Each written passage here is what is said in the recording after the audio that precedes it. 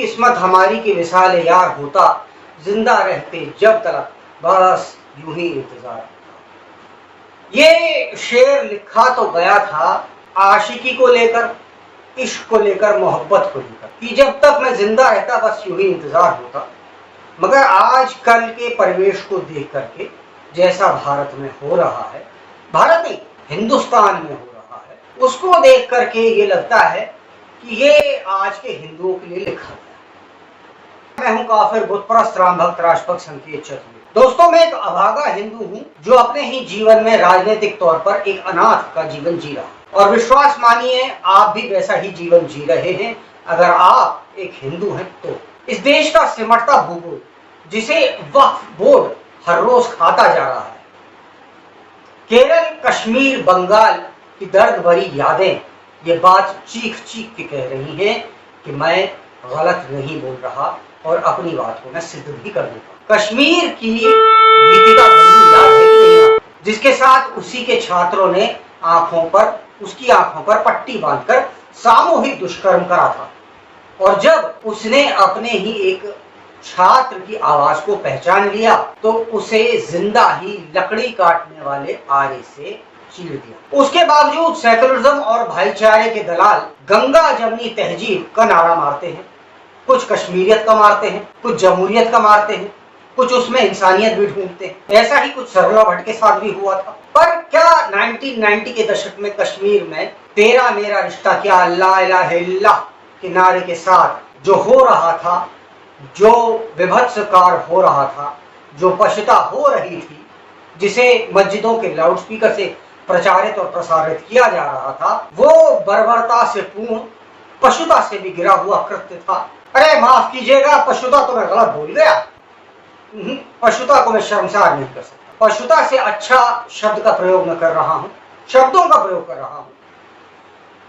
1990 के दशक में कश्मीर में जो हुआ वो विभत्स था, क्रूर था, अमानवीय था और जिहाद था। मगर उससे भी बुरा सन 2017 के आसपास हुआ, जब सर्वोच्च न्यायालय ने यह कह दिया कि 1990 में कश्मीर में जो हुआ वह बात बहुत पुरानी हो गई, अब साक्ष्य जमा करने में बहुत दिक्कत हो। मैंने तो सुना था justice delayed is justice denied, मगर यहाँ जस्टिस डिलेड छोड़िए जनाब, जस्टिस को डिनाई कर दिया गया।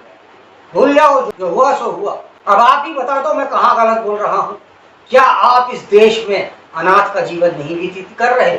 और ऐसा सिर्फ कश्मीर में नहीं, केरल में हुआ है, बंगाल की संदेश खली में हुआ है, दिल्ली में हमने हाल में देखा था वो हुआ है। देखिए, सेकुलरिज्म के नाम पर एक तथाकथित वोट बैंक को मनमाने तरीके से माइनॉरिटी घोषित कर दिया गया, जबकि संविधान में इसका कहीं पर भी जिक्र नहीं है। माइनॉरिटी शब्द संविधान में कहीं नहीं है, जिसका रोना सुबह से शाम तक सेकुलरिज्म के दलाल और उन दलालों के मुख से हम सुनते आए।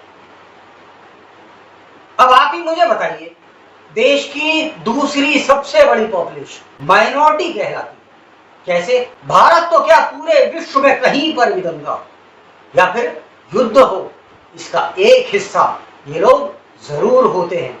मगर हमारे यहाँ कहा जाता है that is a religion of peace या फिर पीसेस। शांति दूत है बेचारे। इन शांति दूतों का प्रमुख खेल क्या है आप बताइए? मैं बताता हूँ, पत्थरबाजी और सरकारी जमीनों पर कब्जा, ये तो शौक है इनका। मगर सेकुलरिज्म के शब्दकोश में इन्हें कहा गया है ये बहुत ऑनेस्ट लोग हैं। आपको जानकर के हैरानी होगी कि इन ऑनेस्ट लोगों की एक संस्था है जिसे वक्फ बोर्ड कहते हैं। 47 देशों के पास इतनी जमीन नहीं है जितनी वक्फ बोर्ड के पास भारत में।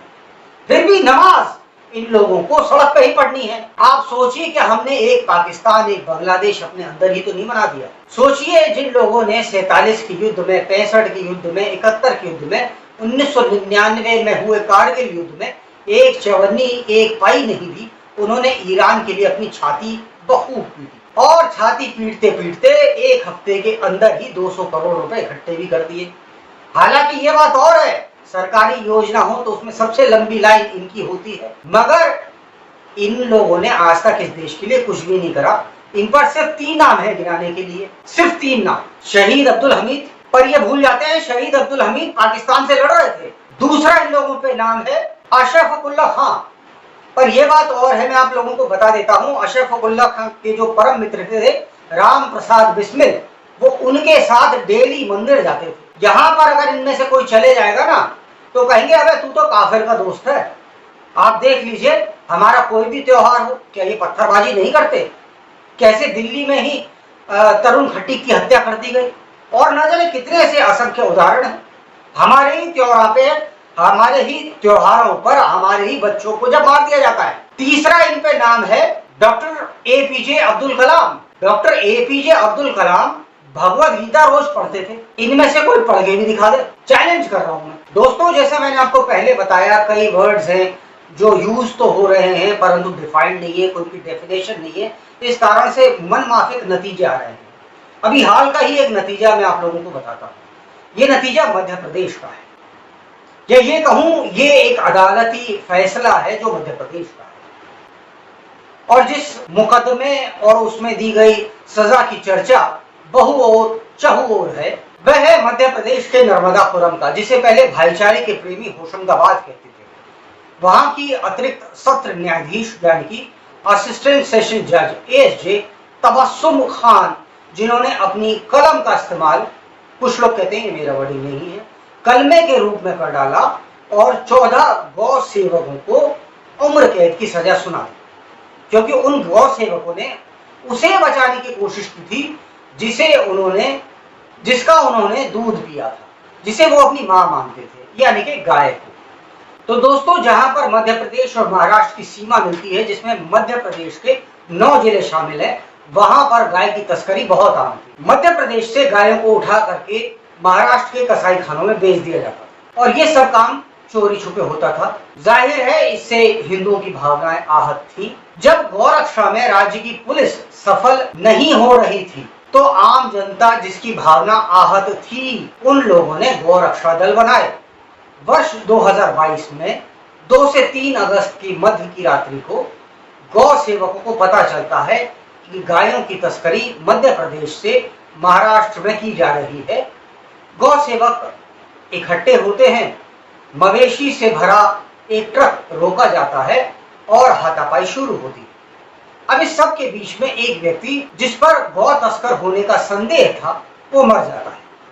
बेहद गलत था, ये काम तो कानून का है। हाँ, मुझे याद आया कानून। पिछले 1 साल में मध्य प्रदेश में किसी भी गौ तस्कर को सजा नहीं हुई है, और इस मामले में मारा गया नजीर अहमद के दोनों साथी जो थे उसके साथ में 2022 में, उन दोनों को जमानत मिल गई, क्योंकि कानून के अनुसार वे आरोपी थे ही नहीं, वे तो मुख्य गवाह थे, सर्वाइवर्स एंड सोल विटनेसेस। क्योंकि कानून के अनुसार ये सिद्ध ही नहीं हो पा रहा था कि ये लोग मध्य प्रदेश से महाराष्ट्र में गायों को हो सकता है चारा खिलाने के लिए ले जा रहे हो या फिर भूषण खाने ले जा रहे हो। ये बात साबित कैसे होगी? भाई, उन गौ रक्षकों को कानून पर विश्वास रखना चाहिए था। हालांकि ये बात और है कि गायों को ट्रक में भरकर मध्य प्रदेश से महाराष्ट्र काहे ले जा रहे थे भाई? अब ये बात सिद्ध तो हो नहीं सकती। इंसाफ पसंद सेशन जज तबस्सुम खान ने ताबड़तोड़ सुनवाइयां करते हुए इन 14 गौ सेवकों को 14 गौ रक्षकों के ऊपर उम्र कैद की सजा सुना दी। भाई, कहा तो ये भी गया है, देर से मिला इंसाफ नहीं है।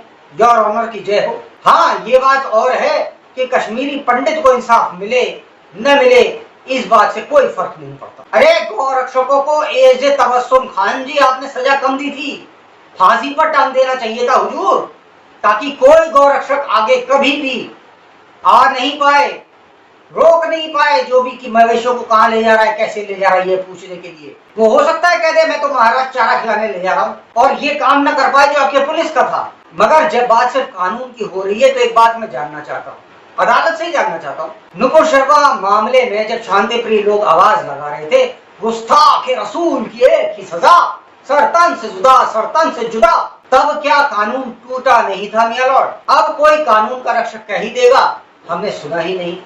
हाँ बेशक साहब, आपने सुना ही नहीं, तभी तो कन्हैयालाल टेलर का कातिल जनाब मोहम्मद जावेद साहब जमानत पर बाहर घूम रहे हैं। हालात देश के देखकर रोया भी न गया, चाह रहे थे चादर तान के सोना, मगर सोया भी न गया। उन्हें दिक्कत मेरे जागने से है दोस्तों, और उन्हें दिक्कत आपके जागने से भी होगी, मगर अब आप सोना मत, क्योंकि कोमा में तो आप पहले से ही हैं।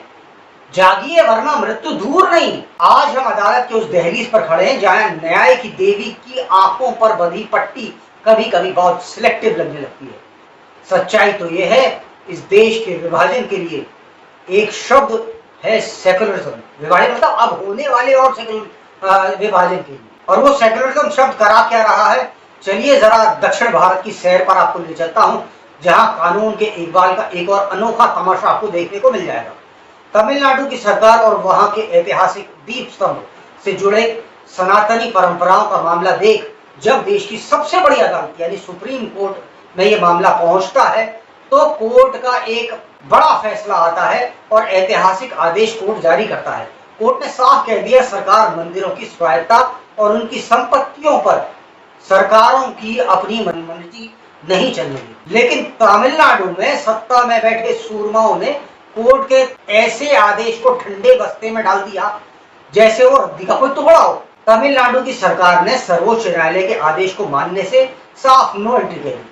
अब यहाँ का असली ट्विस्ट, हमारे संविधान के निर्माताओं ने सुप्रीम कोर्ट के अनुच्छेद 142 के तहत वो हंटर दिया है जिसमें कंटेम्प्ट ऑफ कोर्ट यानी अदालत की अवमानना भी उसे कहते हैं। इस हंटर के दम पर कोर्ट बड़े से बड़े सुरमा को जेल की हवा खिला सकता है, लेकिन जब एक राज्य की पूरी सरकार सुप्रीम कोर्ट के आदेश को ठेंगा दिखा रही थी, तब सर्वोच्च न्याय की अदालत का वो हंटर कहां हो गया था। आम आदमी अगर अपनी दुकान का छज्जा 2 इंच बाहर निकाल ले तो उसे उस 2 इंच के लिए अगले 20 साल तक अदालत के चक्कर काटने पड़ते हैं। लेकिन जब एक सूरमे की सरकार कोर्ट को आंखें दिखाने लगती है, सर्वोच्च कोर्ट को, तो हमारी सबसे बड़ी अदालत इतनी असहाय क्यों नजर आती? क्या कानून की ताकत सिर्फ कमजोरों की चौखट तक ही सीमित है? हमारी अदालतें अक्सर कहती हैं कि उनके पास मुकदमों का अंबार है।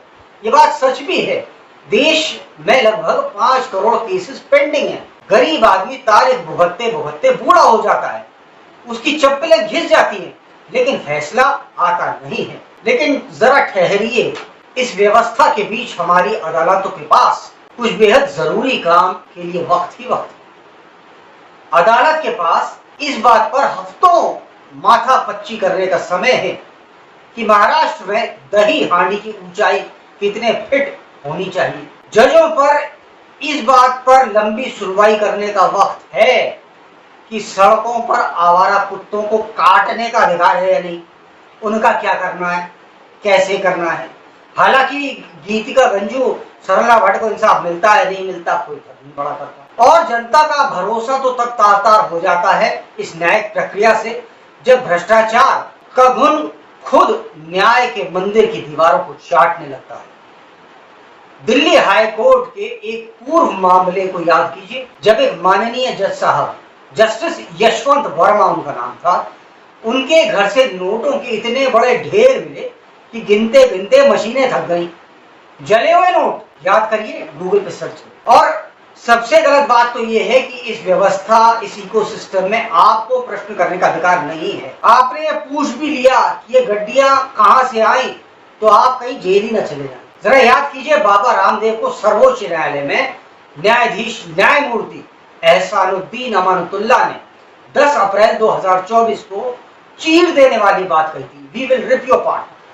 लेकिन सर तन से जुदा के हिंसक नारों पर आपकी जुबान खामोश हो जाती है। आपका यह मापदंड दोहरा तो नहीं जज साहब। निष्कर्ष तो यह है कि आज हमारा ये शो किसी की तौहीन करने के लिए नहीं, यह विश्लेषण उस न्यायपालिका को जगाने के लिए है जिसे देश की जनता भगवान का दूसरा रूप मानती है।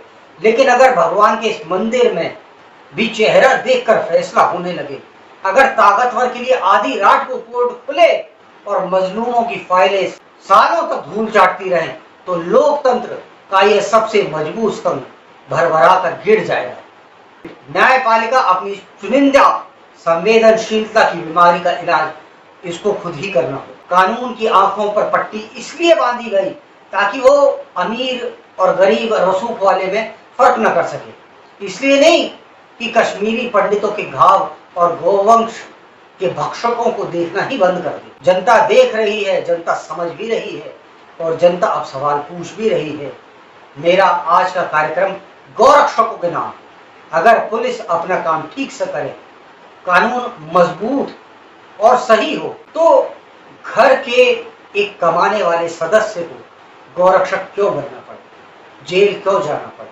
याद रखें, ये उसका शौक नहीं, ये उसकी मजबूरी है और उसकी महानता।